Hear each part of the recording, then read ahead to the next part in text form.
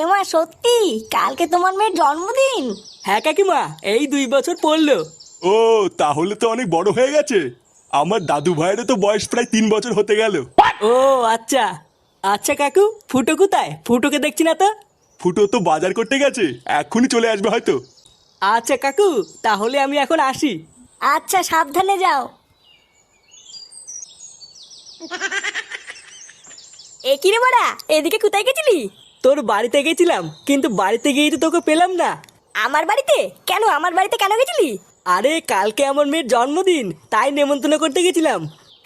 কি বলছিস কি বাড়া? হ্যাঁ, কালকে তোর মেয়ের জন্মদিন? হ্যাঁ, কালকে আমার মেয়ের জন্মদিন, তোদের কিন্তু সবার নেমন্তন্ন থাকলো। আরে হ্যাঁ হ্যাঁ, এইসব আবার বড় লাগে নাকি? নেমন্ত্রণ না করলে চলে যেতাম। আচ্ছা ঠিক আছে, তুই এখন বাড়ি যা। সন্ধ্যাবেলায় ক্লাবে এসে একটু দেখা করিস, অনেক কাজ পড়ে আছে। আচ্ছা আচ্ছা, ঠিক আছে ঠিক আছে।